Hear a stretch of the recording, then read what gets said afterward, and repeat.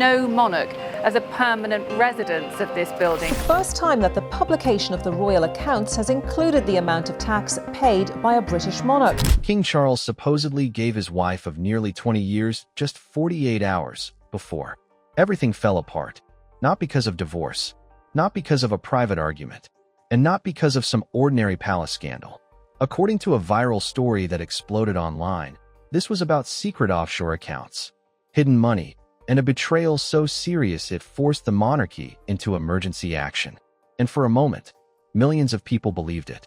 Tonight, on Crown Chronicles, we're breaking down the story that spread, why it sounded so believable, what the official record actually shows, and why this rumor says something bigger about trust, power, and the monarchy itself. Because sometimes the biggest royal scandal is the one people are ready to believe before the truth even catches up. The story was explosive from the start. It claimed Queen Camilla had been linked to hidden accounts in Switzerland, Luxembourg, and the Cayman Islands. It claimed the money was routed through shell companies.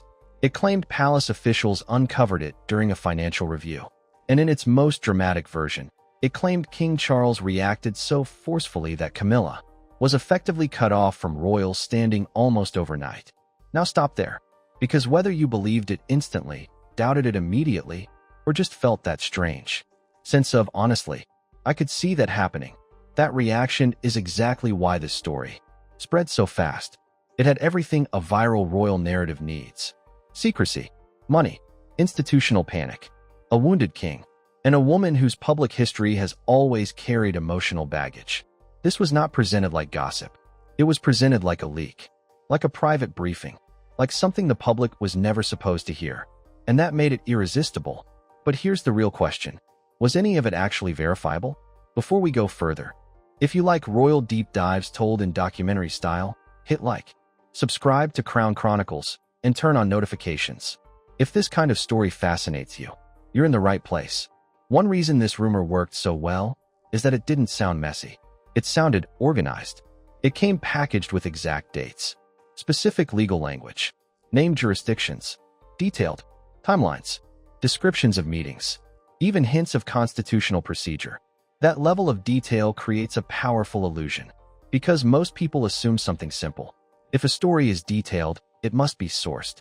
If it sounds official, it must be credible. If it uses institutional language, it must be based on insider information. But that's not how the internet works anymore. Today, a rumor can be written like a documentary. A fiction can be dressed up like an investigative report. And a dramatic narrative can be structured with just enough realism to bypass people's skepticism. That is especially dangerous with the royal family. Why? Because the monarchy already feels secretive. It already feels layered. It already feels like an institution where the public sees the ceremony, but not always the machinery behind it.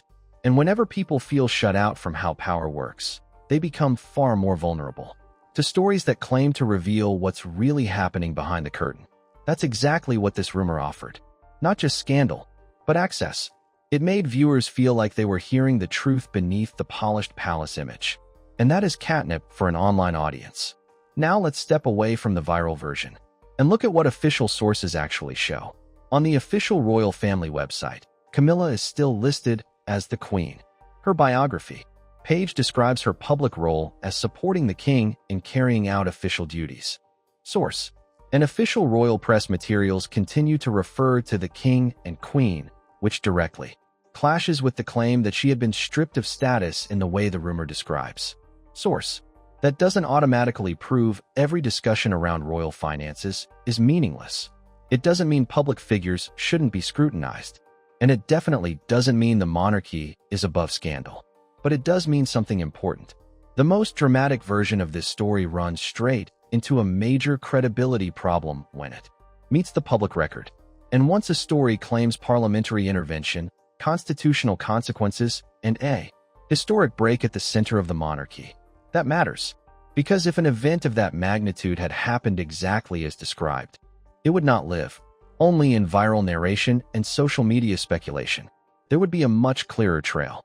So at minimum, we are no longer dealing with a confirmed palace bombshell. We are dealing with a case study in how believable a royal rumor can become when it is emotionally perfect. To understand why this hits so hard, you have to understand Camilla's place in public memory. Camilla was never a neutral royal figure. Her public journey was long, complicated, and deeply tied to one of the most emotionally loaded chapters in modern royal history: Charles, Diana, and the slow collapse of that marriage in the public eye.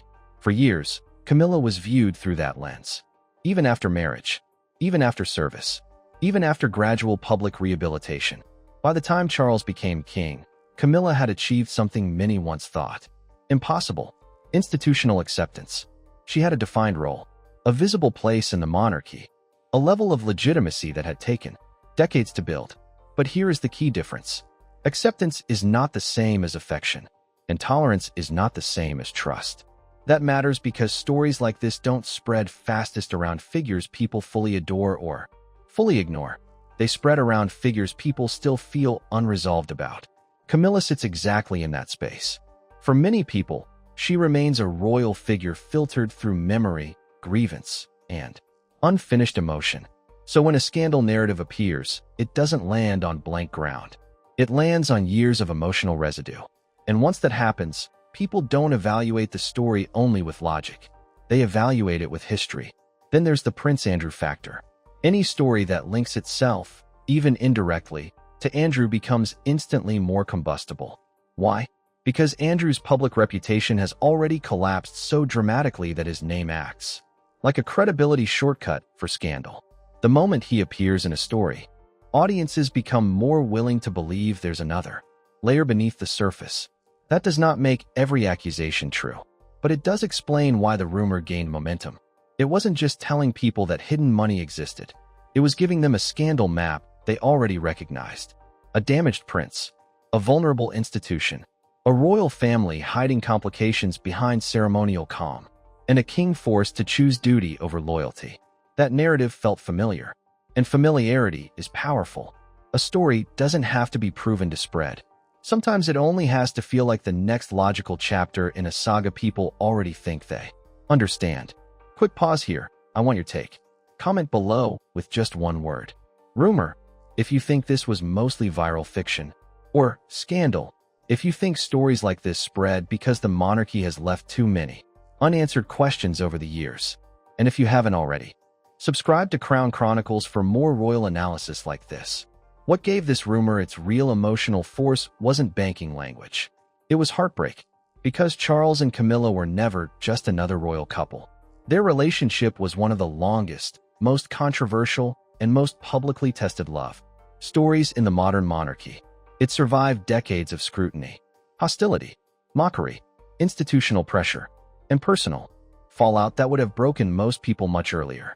That history is exactly why the rumor felt so potent, because it imagined not just a scandal, but a betrayal after endurance, not just a royal dispute, but the collapse of a bond people assumed had finally become stable.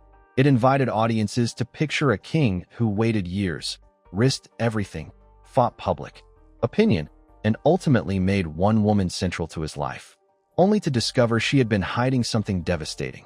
Whether true or not, that is emotionally devastating storytelling. And once a story becomes emotionally devastating, it becomes much harder for audiences to stay detached. And this is the deeper point. Even if the dramatic version of the rumor doesn't hold up, the appetite for it tells us something serious. A huge number of people were ready to believe that the monarchy could be one revelation away from another legitimacy crisis. That matters, because institutions don't lose trust only when wrongdoing is proven. Sometimes they lose trust when the public becomes too ready to believe any version of wrongdoing at all. And in that sense, this story still exposes a real vulnerability. The monarchy remains trapped between image and skepticism. It projects continuity, dignity, and control. But a growing public sees opacity, insulation, and history repeating itself. That gap is dangerous, because in the modern media environment, a well-constructed rumor can hit with almost the same force as a confirmed scandal. Not because the facts are equal, but because the emotional effect can be nearly identical. So what are we left with?